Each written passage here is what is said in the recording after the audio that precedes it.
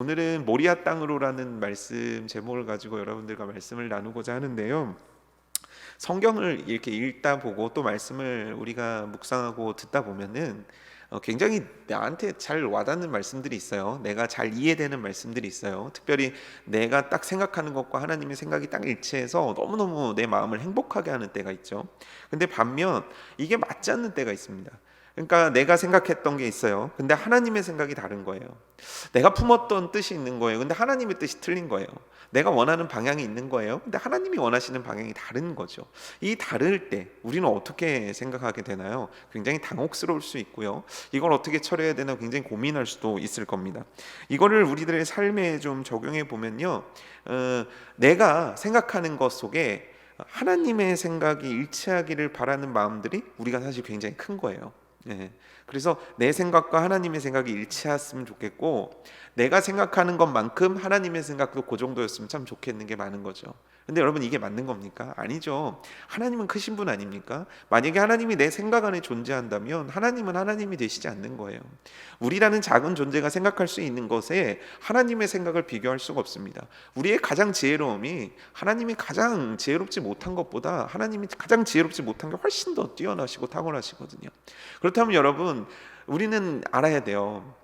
나보다 우리가 어떤 일이 있을 때 전문가를 찾는 이유가 뭡니까? 이 분야에 대해서 이 사람이 더 잘 알기 때문 아닙니까? 그렇다면 여러분, 우리들의 인생과 우리들의 삶에 대해서 누가 더 잘 아시는 겁니까?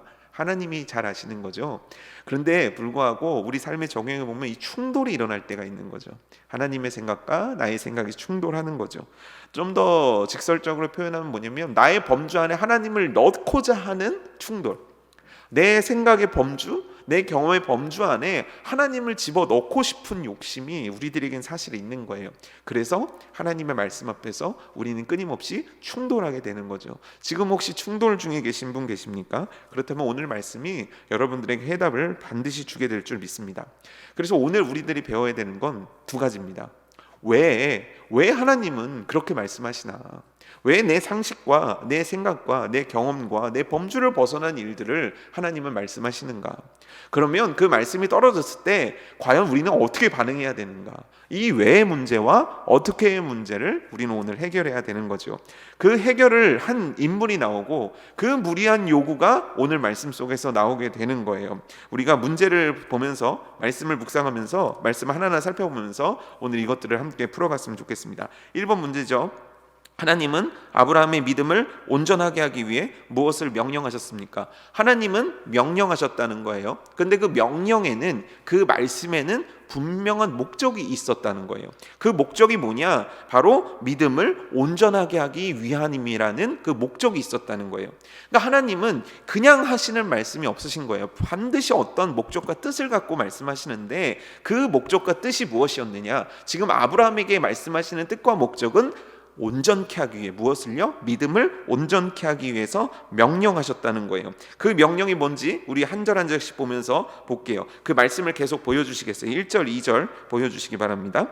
그 일 후에, 여기서 그 일 후에라는 것은 뭡니까? 그 일, 여기서 일이라는 건 두 가지로 해석될 수 있어요. 첫 번째는 뭐냐면 말씀으로 해석할 수 있어요. 그 말씀 후에, 그 말씀이라면 뭡니까? 하나님께서 무려 3번에 걸쳐서 언약의 말씀을 주시는 거예요. 우리가 잘 아는 아브라함에게 땅에 대한 복, 그리고 또 자녀에 대한 복을 말씀하시죠. 자손에 대한 복을 말씀하시죠. 그 복을 말씀하신 후에라는 거죠. 그러니까 언약의 말씀이 있은 후에 그 언약의 말씀이 바로 이루어졌는가? 그게 아니었다는 거예요. 3번이나 말씀하신 후에라는 게 있고요. 두 번째는 뭐냐면 아브라함이 겪은 사건들 후에라는 거죠. 우리가 굉장히 지금 아브라함이 얼마나 많은 일들을 겪었는지 잘 알고 있지 않습니까? 소돔과 고모라 사건을 비롯해서 아브라함이 또 이스마엘 사건도 있었고, 다양한 사건들을 거치면서 그 사건들 후에라는, 그 사건들이 끝나고 다음이라는 뜻을 이 단어가 의미하고 있는 거예요. 그럼 뭐냐면 시간이 흘렀다는 걸 결국 의미하는 거죠. 그럼 시간이 어느 정도 흘렀을까? 앞에 있는 사건과 지금의 사건 간에 어느 정도 세월이 흘렀는가? 우리는 그거를 잘 알 수 있는 게 뭐냐면 6절에 보면은 이삭에게 아브라함이 이 번제할 나무를 지게 한다는 거죠. 그럼 여러분들 혹시 지게 지어보신 분 계십니까? 너무 옛날 말이죠. 지게를 짓다니. 저도 시골에서 한번 지게를 이렇게 해봤는데 초등학교 때 한번 지어봤는데 실패했거든요. 그게 생각보다 어려워요. 생각보다 이 지게 지는 게 어려운 거거든요. 그럼 지게를 지고 산을 올라갈 만한 나이면 어느 정도 됐을까요? 대충 추정하건대 나무라는 거를 질 수 있게, 그리고 그거를 얼마든지 메고 산을 올라갈 수 있을 정도가 된다면 아마도 이삭은 청소년기 정도의 나이는 됐을 거예요. 중학교나 고등학생들 정도 나이는 되었을 거라고요. 그러니까 그 일 후에 이삭이 그렇게 자란 그 기간 후에를 의미하는 거죠. 하나님이 아브라함을 부르셨다는 거예요. 근데 왜 부르셨습니까? 시험하시려고. 시험. 우리가 시험이라고 하면 두 가지 의미가 있다는 걸 너무 잘 알고 있습니다. 첫 번째 시험은 누가 주는 거죠? 사단이 주는 시험입니다. 사단은 왜 시험을 줄까요? 결국 간단합니다. 하나님과 우리를 깨어지게 하는 게 그들의 목적인 거예요. 간단해요. 우리로 하여금 주저앉히는 거죠. 하나님의 뜻 못 이루게 하는 거죠. 하나님의 자녀답게 살지 못하게 만드는 거예요. 그래서 그 관계가 깨어지도록 만드는 게 사단의 전략이고 사단이 모든 집중하는 거예요. 그 시험을 그래서 사단은 주는 거예요. 그래서 유혹을 주는 거죠. 그래서 우리로 하여금 하나님께 다가가지 못하도록 만드는 거예요. 그게 첫 번째 시험이고, 두 번째 시험은 누가 주는 것인가? 하나님이 주시는 시험이 있다라는 거예요. 하나님이 주시는 시험은 영어로 하면 테스트인데, 이 테스트의 목적이 무엇이냐? 욥이 이와 같이 고백하는 거예요. 욥기 23장 10절 말씀입니다. 그러나 내가 가는 길을 그가 아시나니 그가 나를 단련하신 후에 내가 순금같이 되어 나오리라. 나를 단련하신다는 거예요. 금이라는 게 있습니다. 딱 그 광산에서 캐내자마자 순금 덩어리를 캐내는 게 절대 아니에요. 그럼 뭡니까? 거기는 불순물들이 있어요. 그래서 이 불순물을 제거하기 위해서 수도 없이 뜨거운 용광로에, 뜨거운 불에 넣었다 뺐다를 반복한다고 해요. 여러분 생각해 보십시오. 제가 금은 잘 모르지만 14K와 18K는 가격 차이가 크죠? 엄청납니다. 14K와 18K는요 하늘과 땅 차이예요. 하나님은 순금 만들기 원하신다는 거예요. 그래서 정금과 같이 만들기 위해서 연단하신다는 거죠. 테스트하신다는 거죠. 시험하신다는 거죠. 결국 지금은 뭐냐? 아브라함을 시험하시려고, 아브라함의 믿음을 온전케 하시려고 하나님은 아주 뜨거운 용광로를 준비하셨다는 뜻이에요. 드디어 부르십니다. 말씀하십니다. 아브라함 하시니 그가 이르되 뭐라고 대답합니까? 내가 여기 있나이다. 여기서 내가 여기 있나이다는 뭐냐면 내가 지금 이곳에 있습니다라는 뜻을 의미하는 게 아니에요. 우리가 이 대목을 잘 알 수 있는 게 사무엘을 하나님께서 부르십니다. 근데 사무엘이 엘리 제사장이 부르는 줄 알고 막 엘리 제사장에게 달려갑니다. 그때 엘리 제사장이 답을 줍니다. 사무엘아, 너는 이와 같이 대답해라. 주의 종이 여기 있나이다 라고 대답해라 라고 한단 말이에요. 여기서 여기 있나이다, 내가 있나이다는 무슨 뜻이냐면 순종할 준비가 되어 있습니다. 하나님, 이 뜻이에요. 여기 내가 있습니다라는 뜻은 하나님 내게 말씀하시면 저는 그 말씀대로 움직이겠습니다. 장소의 의미가 아니에요. 내가 지금 우이중학교에 소왕대상 앞에 있습니다, 이게 아니라 하나님께 내가 지금 순복하길 원합니다. 하나님께 복종하기 원합니다. 하나님 말씀이라면 나는 지금 순종하기 원합니다라는 아브라함의 태도를 말하는 거예요. 아브라함의 신앙의 태도, 아브라함의 삶의 태도, 아브라함이 하나님 앞에 선 그 태도가 여기 나타나는 거예요. 아브라함을 부르십니다. 그러자 아브라함은 주님 내게 말씀해 주십시오, 내가 순종하겠습니다, 이와 같이 대답한 거예요. 그리고 나서 하시는 말씀이 뭐냐면 내 아들, 내 사랑하는 독자 이삭이라고 표현하는 거죠. 여러분 여기를 잘 보세요. 여호와께 이르시되 내 아들을 데리고 모리아로 가라, 이렇게 말할 수 있어요. 그렇죠? 아니면 내 아들을, 내 사랑하는 독자를 데리고 가라, 아니면 이삭을 데리고 가라, 이렇게 얘기할 수 있어요. 근데 삼중 표현이 나오는 거예요. 내 아들, 내 사랑하는 독자, 이삭. 이게 뭘 의미하는 겁니까? 하나님은 아브라함이 이삭을 어떻게 생각하는지 너무 잘 알고 있는 거예요. 하나님은 아브라함이 이삭을 얼마나 사랑하는지를 너무 잘 아는 거예요. 아브라함에게 이삭이란 존재는 어떤 존재냐? 사랑하는 자다, 독자다, 너희 유일한 아들이다. 하나님은 아브라함에게 이 아들이 얼마나 소중한지를 너무 잘 아시는 거예요. 아울러 이 표현을 하심으로써 지금 상황을 굉장히 극적으로 몰아가시는 거예요. 너 아들 있지? 예, 제 아들 있습니다. 이게 아니에요. 네가 사랑하는 내 독자, 내 아들 이삭 있지? 예. 그때 아브라함의 마음이 어떻겠어요? 막 굉장히 막 오르지 않겠습니까? 나의 아들, 나의 아들. 하나님은 그렇게 지금 아브라함을 뭔가 뜻이 있어서 막 몰아가고 계신다는 뜻이죠. 그리고 하시는 말씀이 뭡니까? 모리아 땅으로 가서 내가 내게 일러준 한 산 거기서 그를 뭐로 드리라고요? 번제로 드리라는 거예요. 이 번제가 뭐냐면 다른 제사들은 뭐 그 제사장에게 바치는 제물이 있어요. 제사장이 먹을 수 있는 고기를 떼는 그런 게 있어요. 근데 번제는 뭐냐면 동물의 머리부터 발끝까지를 다 불로 태워 연기로 드리는 거예요. 그냥 각을 뜬 다음에 그거를 다 불로 태우는 거예요. 하나도 남김없이. 자, 그럼 생각해 보십시오. 이삭이에요. 내 아들 독자, 내가 사랑하는 그 유일한 너의 아들을 번제로 드리라는 거예요. 다 태우라는 거예요. 이게 얼마나 사실은 정말 끔찍한 정말 말씀입니까? 근데 그걸 어디로 가라고 하냐면 모리아 땅으로 가라는 거예요. 여러분, 모리아 땅이 뭡니까? 모리아 땅은요, 제가 지도 좀 보여드릴게요. 지도 준비됐나요? 모리아 땅은요, 예루살렘이에요. 예루살렘. 그러니까 지금 보면 1번이라고 표현되어 있는데 부엘사바에 지금 아브라함이 있거든요. 이 부엘사바에서 한 80km 정도를 걸어가면 저 위에 살렘, 예루살렘, 모리아산이라고 보이는 게 보이십니까? 거기까지 가야 돼요. 근데 그 모리아산은 나중에 그 땅에 뭐가 생기냐면 예루살렘이 세워지는데, 예루살렘에 뭐가 있습니까? 하나님의 성전이 세워지죠. 네, 굉장한 하나님의 지금 뜻이 있으신 거예요.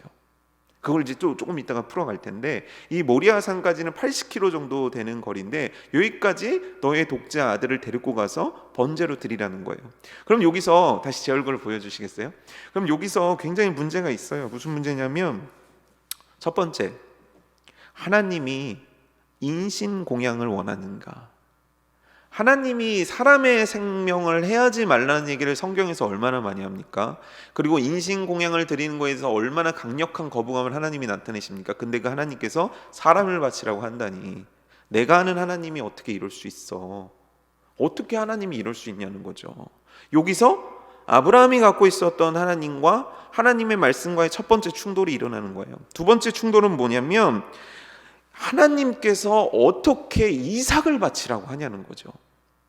이삭이 누굽니까? 아브라함이요, 이삭을 끝까지 원하지 않았어요. 아브라함은 자기가 늙었다는 것도 알고 사라도 늙었다는 걸 알아서 다른 방법들을 찾았고 그것들을 하나님께 제안한 적도 있었다고요. 그래서 이스마엘이라는 아들이 태어난 거예요.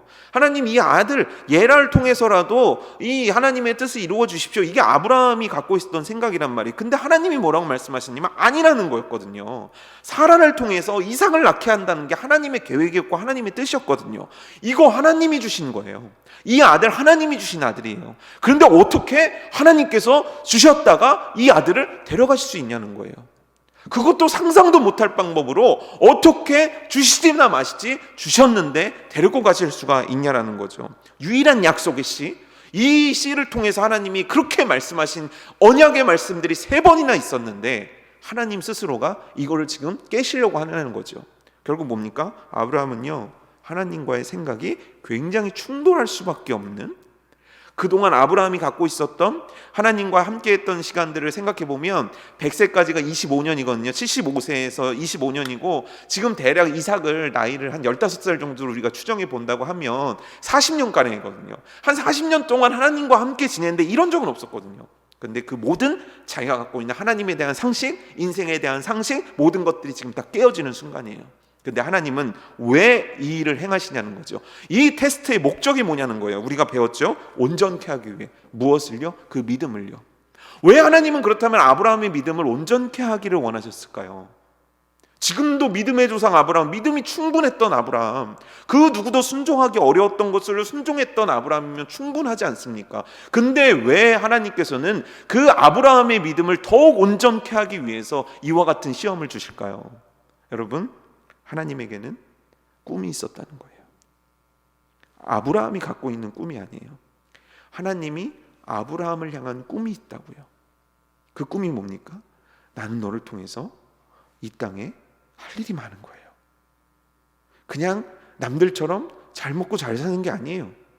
하나님은 아브라함이라는 자를 통해서 바닷가의 모래알 같고 저 하늘의 별과 같은 자손을 주시는 거예요. 그냥 애가 많이 태어난다 이 의미가 아니에요. 예수 그리스도를 통해서 이 온 인류를 구원하기 원하는 그 하나님의 놀라운 구속사의 프로젝트를 이 아브라함을 통해 시작하기 원하신다는 거예요. 그에 필요한 아브라함의 믿음이 필요한 거예요. 그만한 믿음이 필요한 거예요. 믿음의 조상이라는 아브라함이 필요한 거예요. 그래서 하나님께서는 테스트를 하시는 거예요. 왜요? 하나님에게는 꿈이 있기 때문이에요. 놀라운 꿈, 아브라함을 통해 이루고 싶은 놀라운 꿈이 있으셨기 때문에 인간의 생각으로는 너무 잔혹해 보일지언정 하나님은 이 테스트를 아브라함에게 준 거예요. 자, 그렇다면 아브라함은 이 테스트 앞에서 과연 어떤 반응을 보였을까요? 이 부분이 굉장히 놀라운 거죠. 우리 2번 문제 한번 읽어볼까요? 아브라함은 하나님의 비상식적인 명령에 침묵하면서 즉시 순종했습니다. 그가 순종하는 모습을 순서대로 정리해 보십시오인데, 자, 비상식적인 명령이에요. 근데 어떻게 순종했어요? 첫 번째 뭡니까? 침묵했다는 거예요.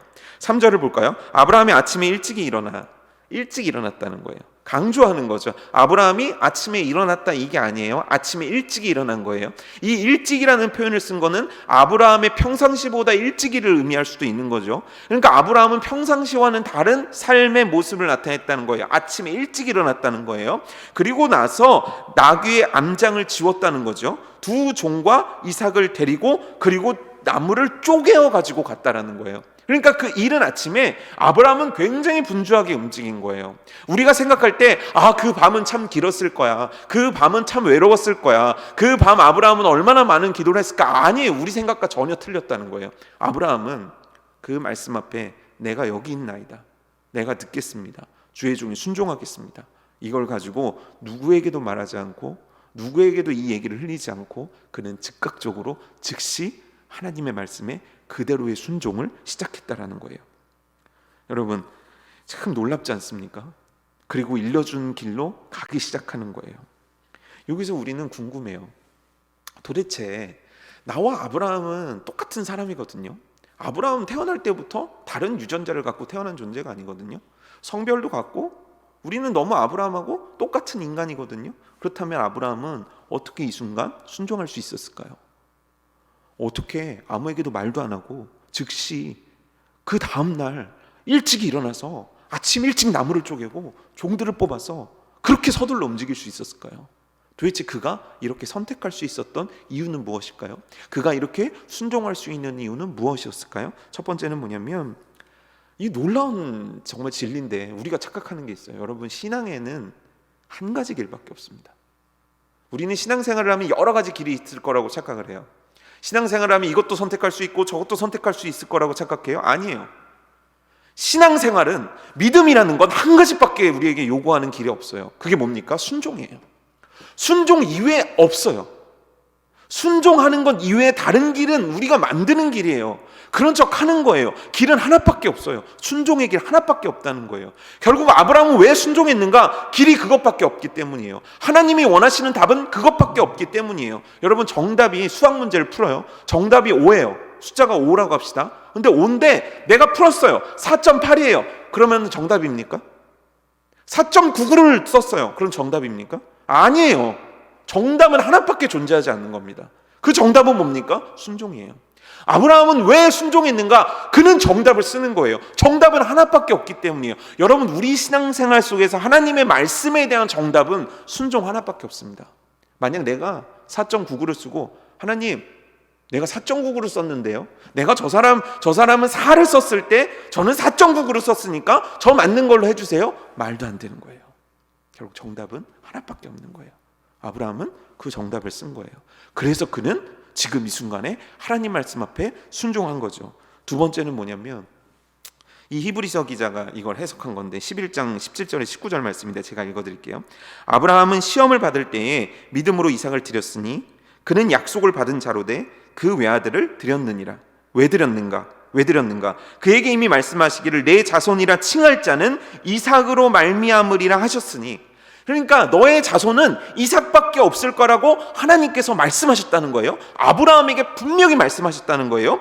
그랬으니 그가 하나님이 능히 이삭을 죽은 자 가운데서 다시 살리실 줄 생각한지라. 비유컨대 그를 죽은 자 가운데서 도로 받은 것이니라. 뭐냐면 하나님이 말씀하셨다는 거예요. 뭐라고 말씀하셨냐면 이삭이다. 이삭을 통해서다. 유일하게 난 이 통로를 통해서 일하겠다라고 말씀을 하셨다는 거예요.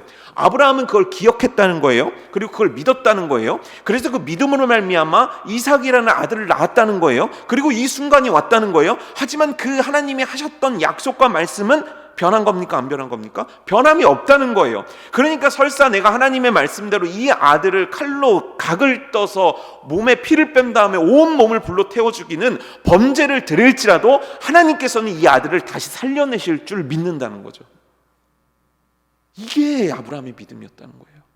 하나님이 하신 말씀 고지고대로를 아브라함은 고지고대로 믿었다는 거예요. 하나님이 얘기하지 않으셨냐는 거예요. 이삭을 통해서. 그렇다면 이삭이 죽는다 하더라도 하나님은 이삭을 다시 살려낼 수 있는 분이란 것을 믿었기 때문이에요. 그 믿음이 그로 하여금 즉시 움직이게 한 거예요. 그 믿음이 그로 하여금 누구와도 상의하지 않게 한 거예요. 오직 하나님의 뜻에 따라서, 오직 하나님의 명령에 따라서만 그는 움직이는 거예요. 그가 생각이 없고 그가 감정이 없고 그가 너무 무지한 사람이고 아니에요. 그는 누구보다도 아들을 사랑했어요. 하지만 누구보다도 하나님을 믿었어요. 그 믿음이 오늘 그의 행동을 결정한 거예요. 여러분, 인생의 답은 순종밖에 없습니다. 그리고 하나님은 신실하셔서 그가 하신 말씀은 허투루 떨어지는 게 없어요. 그래서 그 말씀 마지막 한 점도 그 하나님께서 이루심을 믿는 은혜가 우리 가운데 있어지기를 축복합니다. 믿었어요. 그리고 움직였어요. 그런데 점점 산이 가까워오는 거죠. 사실 어떻게 출발은 했다 쳐도 사람이란 게요, 점점 그 산이 가까이 보이면 마음이 어떻겠습니까? 그렇겠죠. 근데 아브라함은 또 한 번의 결단을 하는 거예요. 아브라함은 종들에게 무엇이라고 했습니까? 우리 5절 말씀 함께 읽겠습니다. 이에 아브라함이 종들에게 이르되 너희는 나귀와 함께 여기서 기다리라. 내가 아이와 함께 저기 가서 예배하고 우리가 너희에게로 돌아오리라 하고. 기다리라고 한 거예요. 왜 기다리라고 했을까요? 사실 나무 지게하고 저기까지 가면 아브라함 몸도 편하고 얼마나 좋습니까? 근데 왜 기다리라고 한 겁니까? 하나님의 뜻을 이루는데 이들이 방해하면 안 되니까. 간단한 이유예요. 그러니까 지금 아브라함에게는 어떠한 갈등도 존재하지 않는 거예요. 그냥 아브라함에게는 하나님의 말씀을 이루어 드려야 된다는 아주 분명하고 확고한 뜻이 세워졌고, 그 가운데 종들이 방해될 것을 예상하고 종들을 보고 여기서 기다리라고 하고 이상을 데리고 가는데, 아브라함이 아주 특이한 말을 하는 거예요. 돌아오겠다는 거예요. 아브라함은 돌아오겠죠. 근데 내가 돌아올 거라고 했습니까? 아니요. 그 앞에 뭐라고 되어 있습니까? 너희에게로 돌아오리라 하고 그 앞에 뭐라고 되어 있습니까? 우리는 단수입니까? 복수입니까? 복수예요. 그럼 올라간 사람이 이삭과 아브라함이면 내려오는 사람도 누구라는 거예요? 이삭과 아브라함이 될 거라는 거예요. 이게 아브라함의 믿음이라는 거죠. 이게 아브라함의 믿음이라는 거죠. 하나님께서 번제를 드리고 나서 이삭을 살리셔서 우리가 돌아오게 하실 거다. 이 믿음을 얘기하는 거예요. 그리고 나서 산을 올라가기 시작합니다. 6절 7절에 보면 드디어 그리고 하나님께서 정하신 장소에 이르러서 드디어 하나님께서 말씀하신 대로 그 행동을 취하게 되는 거죠. 6절 7절 보면, 성경 갖고 계신 분들 함께 보세요. 아브라함이 이에 번제나무를 가져다가 아침에 일찍이 쪼갰던 그 번제나무를 까는 거죠. 그리고 그의 아들 이삭에게 지우고 불과 칼을 손에 들고 두 사람이 동행하더니 이삭이 그 아버지 아브라함에게 말하여 이르되 내 아버지여 하니 그가 이르되 내 아들아 여기 있노라. 이삭이 이르되 불과 나무는 있거니와 번제할 어린 양은 어디 있습니까? 아직 깔진 않았고 이제 나무를 지고 가는 거예요. 근데 이삭이 물어보는 거예요. 이삭은 이 질문을 엄청 하고 싶었어요. 처음부터 하고 싶었을 거예요. 왜냐하면 제사를 지금 처음 드리는 게 아니에요. 그동안 제사를 많이 드려왔어요. 뭐가 필요한지 이삭은 안다는 거예요. 근데 이삭이 너무 이상했어요. 아침부터 너무 궁금한 거예요. 참다 물어본 거예요. 아버지, 불도 있고요, 나무도 있는데 아버지 손에 칼도 있는데요, 재물은 어디 있어요? 여러분, 이 얘기를 아브라함이 들었을 때 마음이 어땠을까요? 제 아들이 만약에 제게 이 질문을 던진다면 제 마음이 어떨까요? 여러분, 저도 사실은 이 총각 시절 때는 이 말씀 들으면 괜찮았어요. 뭐 순종해야지, 막 뜨거웠으니까 내가 얼마든지 순종할 수 있어 이랬어요. 근데 내 품에 자녀가 생겨요. 자녀가 점점 자라가요. 놀라운 건요, 자녀가 자라가면서 내 마음속에 사랑도 자라가요. 희한해요. 참 이해할 수 없어요. 물론 싸우기도 싸우고 자식이 참 미운 적도 있지만 이 자식이 이 자녀를 향한 사랑은 키우면 세월이 흘러가면 흘러갈수록 너무 짙어져만 가요. 이삭의 어린 시절 얼마나 이뻤겠어요. 이삭의 청소년 시절 얼마나 이뻤겠어요. 그리고 우리가 말씀을 통해 보자면 이삭 얼마나 순종 잘하는 아들입니까? 말 잘 듣는 아들 얼마나 이쁩니까? 그런데 이삭이 물어보는 거예요. 아빠, 남 재물 어디 있어요? 막 이 부분을 읽는데 마음이 막 뭉클한 거죠. 근데 그때 아브라함이 뭐라고 얘기합니까? 4번 문제죠. 우리 8절 말씀 읽어볼게요. 시작. 아브라함이 이르되 내 아들아, 번제할 어린 양은 하나님이 자기를 위하여 친히 준비하시리라 하고 두 사람이 함께 나아가서 뭐라고 하셨습니까? 친히 준비하시리라. 여러분, 이게 우리가 아까 돌아오리라, 아버지께서 친히, 하나님 아버지께서 친히 준비하실 거다, 이거 누군가를 안심하는 표현입니까? 지금 여러분, 아브라함이 지금 누군가 다른 사람의 감정에 신경 쓸 여유가 있는 겁니까? 인간적으로요? 아니요, 없어요. 아무 말도 하고 싶지 않아요. 인간적으로는 아무 표현도 하고 싶지 않은 상황이에요. 근데 이 말을 하는 거예요. 이 말을 왜 하는 겁니까? 그에게 진짜 믿음이 있었다는 거예요. 우리가 돌아오게 될 거야. 아버지께서 친히 준비하시는 거야. 이 믿음이 있었다고요. 그리고 또 한편으로는 뭡니까? 그 재물이 뭡니까? 너야. 나는 너를 그렇게 해야 돼 라는, 한편으로는 이 지금 상황을 받아들이는 마음과 또 한편은 뭐냐면 하나님께서 분명히 준비하실 거라는 그의 확고한 믿음의 표현 두 가지가 이 말씀을 통해서 해석될 수 있는 거죠. 근데 중요한 건 이 말씀 다음이에요. 이제 9절과 10절 말씀인데요. 우리 함께 볼까요? 하나님이 그에게 일러주신 곳에 이른지라 도착했어요. 그리고 나서 이 아브라함이 그곳에 제단을 쌓습니다. 제단을 쌓는 게 뭡니까? 돌을 이렇게 정으로 치지 않는 돌들을 거룩히 쌓는 거예요. 그 다음에 그곳에 나무를 벌려놓고, 그러니까 이와 같은 강대상이 있다면 이렇게 돌을 쌓아놓은 다음에 여기다 나무를 벌려놓는다는 게 뭐냐면 잘 탈 수 있게, 가운데 양이나 이걸 두고 잘 탈 수 있게 가로 이렇게 나무를 쫙 배열을 한다는 뜻이에요. 그래놓고 그 아의 아들 이삭을 결박하여 제단나무 위에 놓고 손을 내밀어 칼을 잡고 그 아들을 잡으려 하니. 생각해 보십시오. 지금 아브라함의 나이는 몇 살쯤 됐을까요? 아까 40년을 기준으로 한다고 치면 한 이삭이 15살쯤 됐다고 하면 115세 정도 되는 거예요. 그럼 여러분, 115세 되는 나이 같은 사람이 15살의 아들을 번쩍 들어서 제단 위에 놓을 수 있겠습니까? 가능하겠습니까?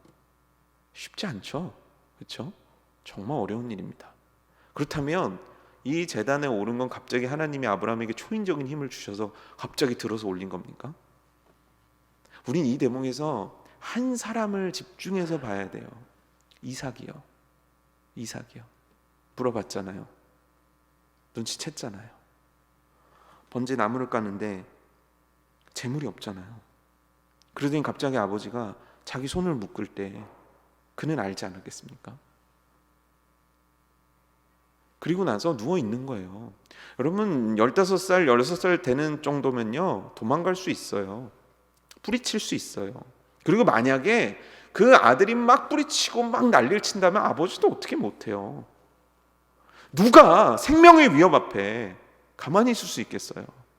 근데 여러분, 이 상황, 이 말씀을 보면요, 우리가 상상해 볼 수 있는 장면은 결박하여 칼을 잡고 아들을 잡으려 했을 때 이삭은 발버둥이 쳤습니까? 소리쳤습니까? 왜 아버지 나한테 이러십니까? 라고 얘기했습니까? 아니요. 한마디 말도 안 하는 거예요. 어떤 행동도 안 하는 거예요. 가만히 있는 거예요. 이삭의 순종이에요. 이삭은 하나님 앞에, 아버지 앞에 이런 존재였다는 거예요. 제가 어린 시절에 아버지께서 저를 이제 기도를 해주시는데, 막 그 부모들 기도는 그렇잖아요. 막 온갖 성경 인물들 다 나오잖아요. 뭐 다윗과 같은 용기를 주시고, 뭐 솔로몬과 같은 지혜를 주시고, 뭐 막 그런 기도를 하시다가 어느 날 이제 성경 공부를 좀 깊이 하시고 나서 성경 인물들을 쭉 보니까 이 아들한테 다윗과 같은 용맹함이 있으려면 다윗과 같은 고난이 있어야 되는 거예요. 그러니까 그 기도를 해주기가 이제 점점 어려워지시는 거죠. 그래가지고 저한테 이제 해주셨던 마지막, 그 저를 품에 안고 하셨던 마지막 기도는, 하나님 이삭과 같은 복을 주세요. 왜냐면 아버지가 생각하실 때 아브라함, 야곱 인생, 요셉 인생 너무 힘들다는 거예요. 근데 이삭은 굉장히 스무스하게 산 것 같다는 거죠. 그래서 아버지가 저를 위해서 기도해 주신 게, 하나님 이삭과 같은 아들 되게 해주세요라고 기도하셨거든요. 근데 여러분, 아무나 이삭이 되진 않아요. 아무나 이삭이 될 수 없어요. 15살, 16살, 어찌 보면 천방지축 같고 아직 철도 덜 든 것 같은 나이, 이삭은 순종했어요. 아버지는 하나님의 말씀을 듣는 사람이야. 그렇다면 지금 이 시간 이 자리에 온 것도 하나님의 뜻이 있는 거야. 그렇다면 내가 지금 해야 될 건 아버지의 믿음을 닮은 순종이야. 이삭은 그 순종을 선택한 거예요. 결국 이삭의 축복의 시작은 바로 여기에요. 이삭이라는 사람이 등장하는, 우리가 딱 접하게 되는 사건은 이거거든요. 이걸 통해서 이삭을 알 수 있는 거예요. 이삭도요, 살면서 실수합니다. 그가 오죽 정말 답답한 사람이었으면 이 자기 큰아들과 작은아들을 구별 못합니까? 그거 참 실수 아닙니까? 그가 실수해요. 그가 참 여러 가지 어려움도 겪어요. 하지만 그는 순종의 사람이었다는 걸 우리가 기억해야 돼요. 그 죽음의 두려움 앞에서도 칼을 기다리는 그 순종, 그 순종의 사람이 바로 이삭이었어요.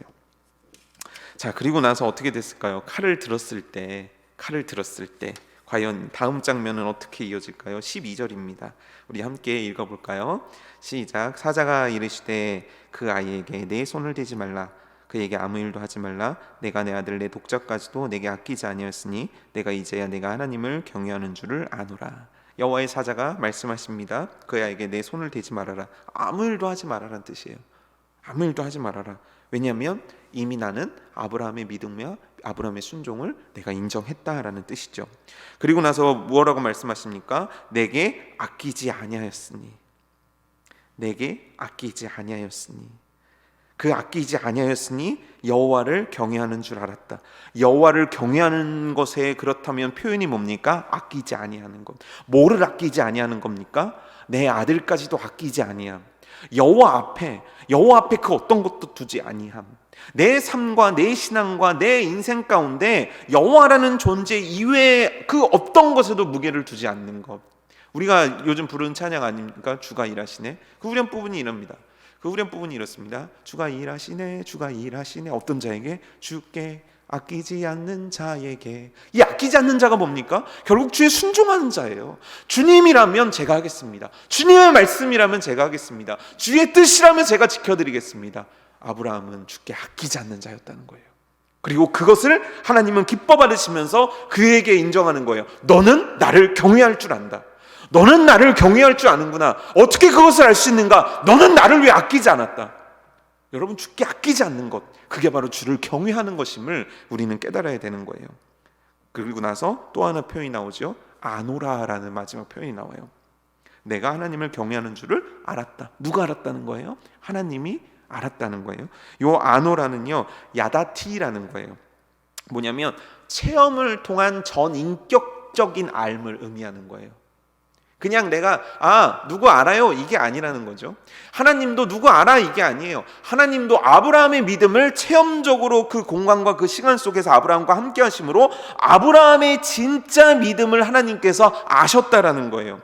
그래서 그의 믿음의 온전함, 이 테스트를 통과함, 그가 진짜 정금과 같은 믿음을 하나님께 보여드림, 그를 통해서 하나님의 뜻을 이룰 수 있는 그 믿음의 소유자라는 것을 하나님께서 아셨다라는 표현을 지금 쓰고 계신 거예요.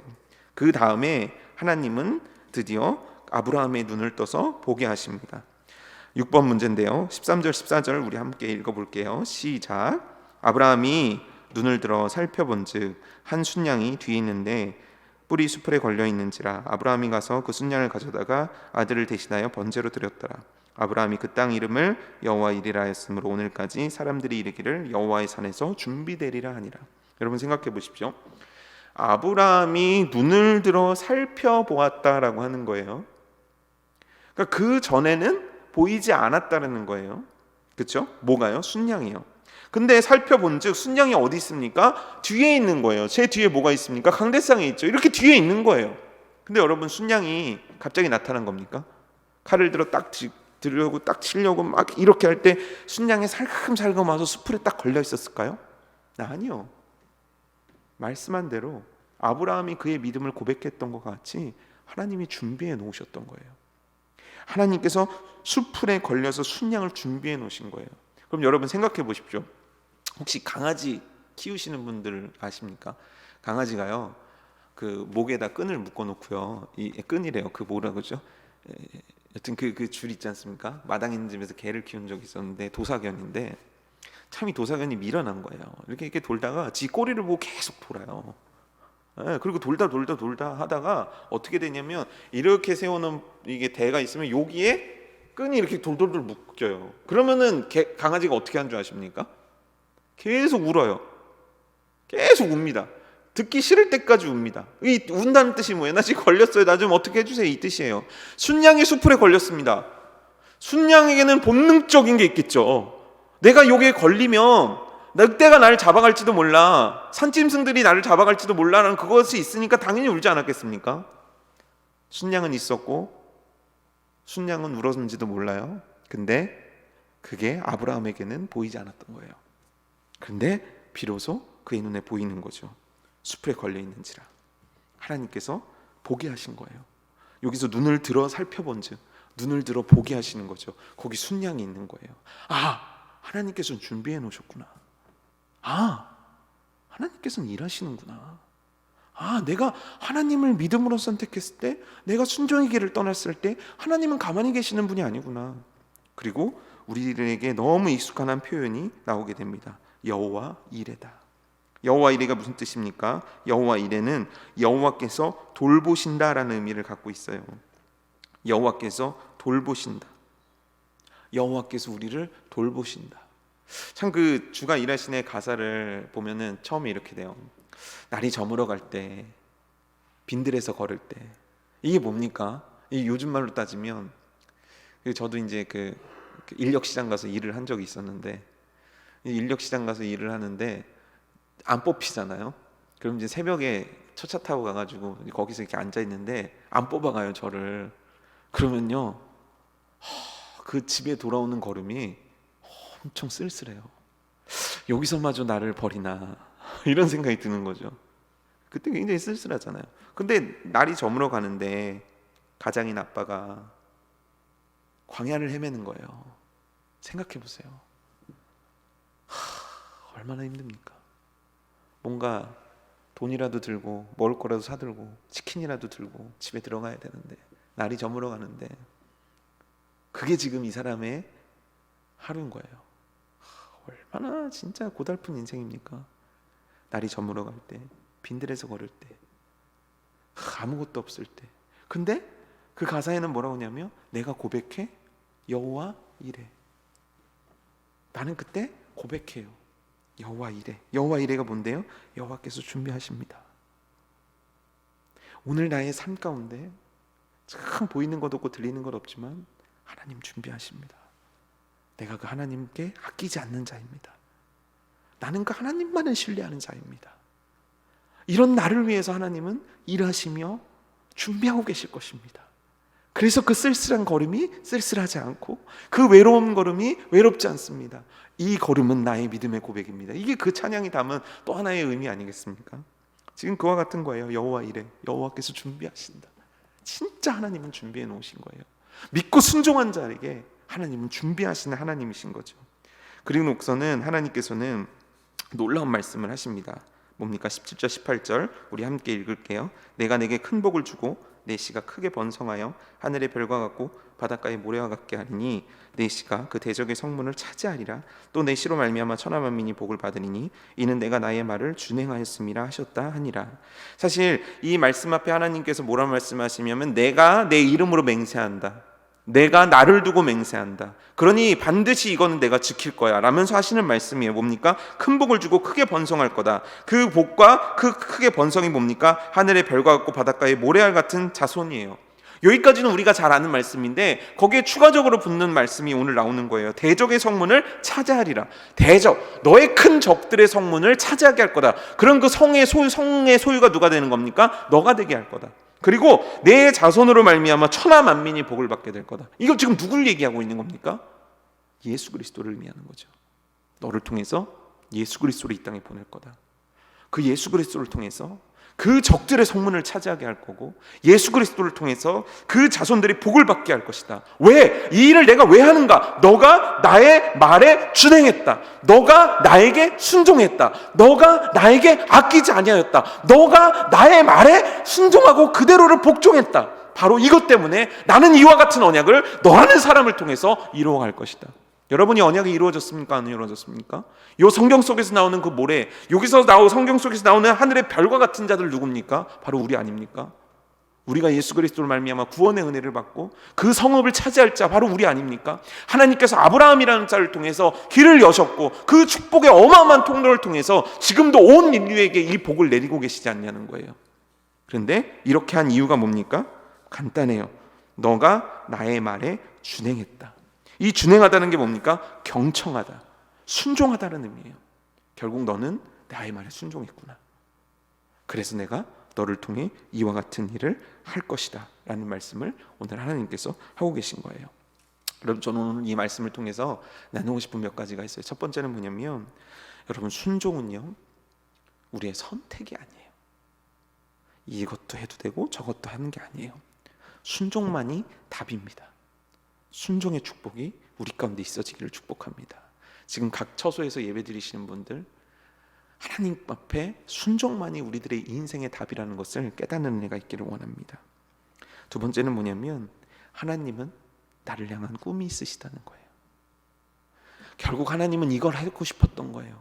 너를 통해서 이 어마어마한 자손들, 너를 통해서 예수 그리스도, 그래서 모리아 산으로 인도하신 거고, 그래서 이 길을 하나님께서 허락하신 거예요.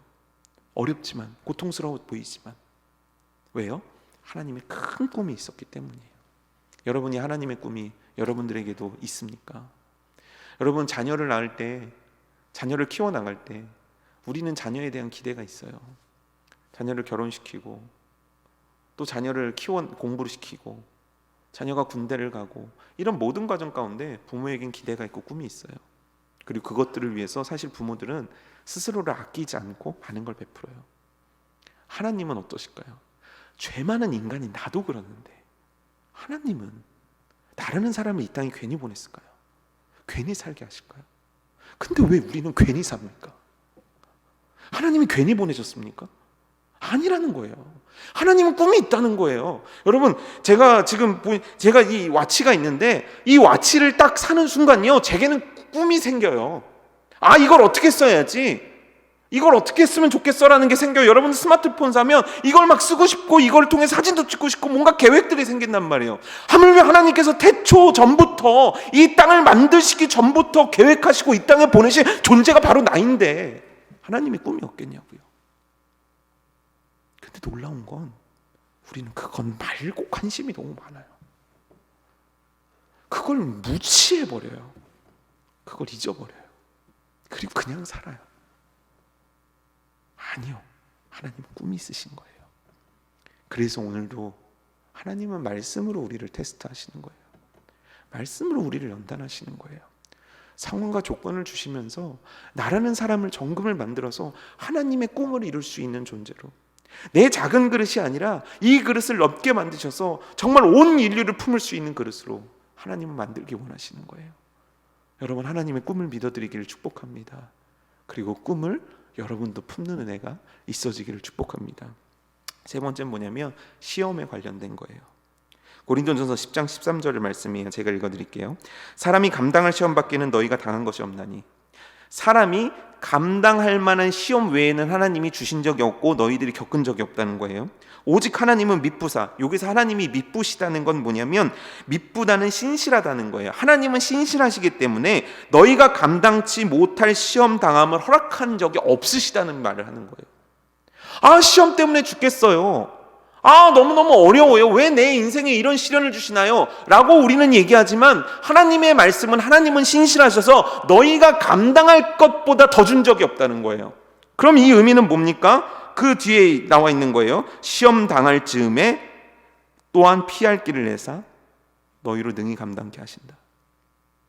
너희에게 감당치 못할 시험을 준 적이 없고 그 시험이 너무 어렵고 너무 힘들 때쯤 하나님은 피할 길을 내셔서 너희로 하여금 감당하게 하시는데 그냥 간신히가 아니라 능히 감당케 하시느니라. 왜요? 하나님의 시험의 목적은 우리를 온전케 하기 위함이고 그 온전케 하기 위함은 하나님의 꿈을 이루심이고 그 꿈을 이루심을 통해 하나님은 우리들에게 복주기 원하시는 분이시기 때문인 거예요. 여러분, 이 하나님을 우리는 신뢰하고 오늘의 어려움, 오늘의 시험 가운데 이 주님의 말씀을 붙잡는 은혜가 우리 가운데 있기를 축복합니다. 상황과 조건에 흔들리는 것이 아니라 순종의 길을 택할 줄 아는 사람, 상황과 조건에 흔들리는 것이 아니라 하나님께서 나에게 시험을 주시는 목적을 깨닫는 사람, 상황과 조건에 흔들리는 것이 아니라 하나님의 꿈 붙잡는 믿음의 사람, 저와 여러분들 되기를 주님의 이름으로 축복합니다.